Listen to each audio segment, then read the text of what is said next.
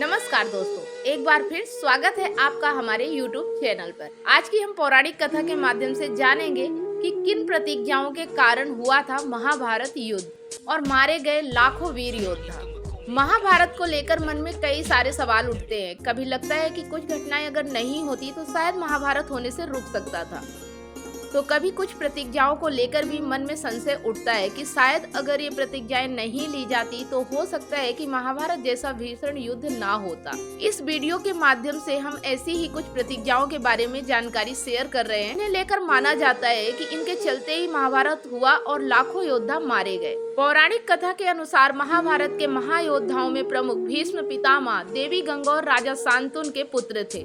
स्वर्गलोक में ब्रह्मा जी द्वारा दिए गए एक शाप के कारण देवी गंगा और शांतनु को पृथ्वी पर जन्म लेना पड़ा था। इनकी 8वीं संतान थे देवव्रत, जो आगे चलकर भीष्म और भीष्म से भीष्म पितामह बने। भीष्म पितामह आजीवन कुंवारे रहे। इनके ब्रह्मचर्य का कारण अपने पिता का विवाह कराने के लिए की गई प्रतिज्ञा थी। जब भीष्म का जन्म हुआ तो उनकी माता गंगा उन्हें अपने साथ लेकर स्वर्गलोक लौट गई। गंगा ने अपने इस पुत्र का नाम देवव्रत रखा था। देवव्रत के जन्म के बाद गंगा को शाप से मुक्ति मिल गई थी, लेकिन राजा शांतनु को अभी पृथ्वी पर ही रहना था। स्वर्ग में गंगा ने अपने पुत्र को देवताओं और देव ऋषियों से शिक्षा दीक्षा दिलाई। गंगा के जाने के बाद राजा शांतनु ने दूसरा विवाह नहीं किया, बल्कि गंगा और अपने पुत्र के लौटने की प्रतीक्षा करते रहे। फिर 16 साल बाद एक दिन गंगा प्रकट हुई और उनके साथ राजकुमार देवव्रत भी थे। देवव्रत को उनके पिता शांतनु को सौंपकर गंगा फिर से स्वर्गलोक को लौट गई। एक दिन अपने पुत्र देवव्रत को लेकर राजा शांतनु शिकार पर गए। वहां शिकार करते करते शांतनु अपने पड़ाव से काफी आगे निकल गए और देवव्रत पड़ाव पर ही रुके हुए थे। शांतनु ने रास्ते में एक जगह यमुना किनारे नाव के साथ एक अत्यंत सुंदर स्त्री को देखा, जिसे देखकर वह मंत्रमुग्ध हो गए। उस स्त्री का नाम सत्यवती था, जो स्वर्ग की अप्सरा थी, लेकिन एक शाप के कारण पृथ्वी पर जन्मी थी। राजा शांतनु ने सत्यवती के सामने विवाह प्रस्ताव रखा तो उन्होंने शांतनु से कहा कि विवाह के संबंध में आप मेरे पिता से बात करिए। शांतनु पहुंचे सत्यवती की कुटिया। राजा शांतनु अपने और सत्यवती के विवाह का प्रस्ताव लेकर उनके घर उनके पिता से मिलने पहुंचे। उनके पिता ने शांतनु के सामने शर्त रख दी कि वह अपनी पुत्री का विवाह शांतनु के साथ तभी कर सकते हैं जब वह यह वचन दे कि सत्यवती का पुत्र ही हस्तिनापुर का युवराज बनेगा। शांतनु यह वचन नहीं दे सकते थे क्योंकि शांतनु अपने पुत्र देवव्रत को युवराज घोषित कर चुके थे। जब शांतनु इस शर्त को मानने के लिए तैयार नहीं हुए तो सत्यवती के पिता ने इस विवाह से इनकार कर दिया। तब देवव्रत ने शांतनु के सारथी से उनके बारे में जानकारी ली और फिर सारथी को लेकर सत्यवती के घर पहुंचे।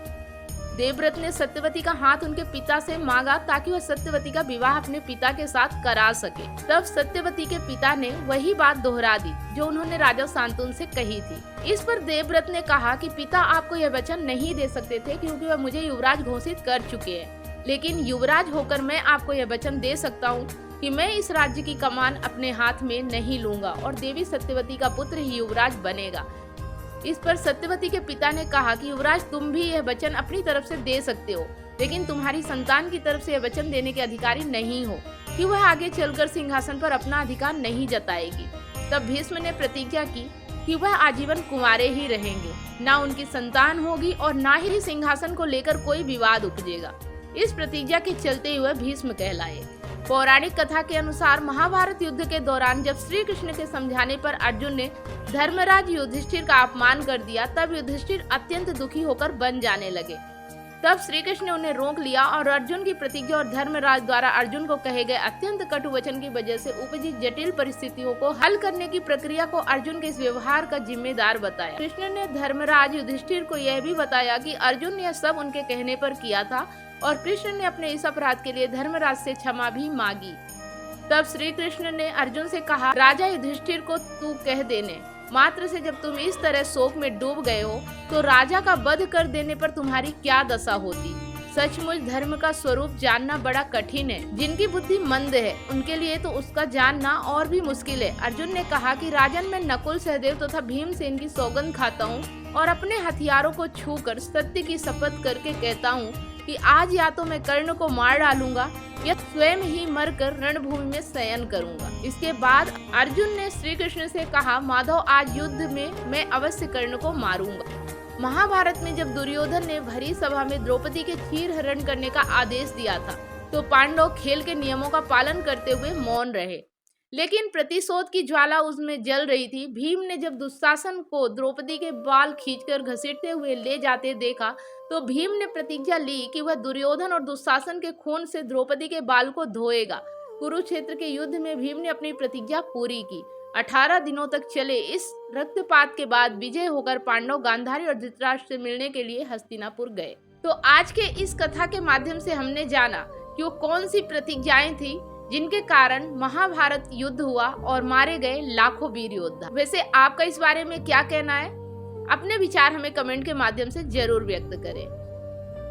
वीडियो अच्छा लगा तो लाइक करें और अपने दोस्तों के साथ इसे फेसबुक व्हाट्सएप में ज्यादा से ज्यादा शेयर करें। ऐसी ही पौराणिक कथाएं हम अपने चैनल पे लेकर आते रहते हैं, तो अगर आप हमारे चैनल पे रोजाना ऐसी ही वीडियो देखते रहना चाहते हैं तो चैनल को अभी के अभी सब्सक्राइब जरूर कर ले। साथ में बेल आइकन प्रेस करना बिल्कुल भी ना भूले, ताकि जब भी कोई वीडियो मैं अपलोड करूं उसका नोटिफिकेशन आपको सबसे पहले मिले और आपसे कोई वीडियो मिस ना हो। वीडियो अगर आप फेसबुक पेज पे देख रहे हैं तो पेज को फॉलो करें, स्टार देके मैं सपोर्ट जरूर करें। फिर मिलते हैं एक नई जानकारी के साथ नेक्स्ट वीडियो में। तब तक आप सभी लोगों को वीडियो अंत तक देखने के लिए बहुत बहुत धन्यवाद।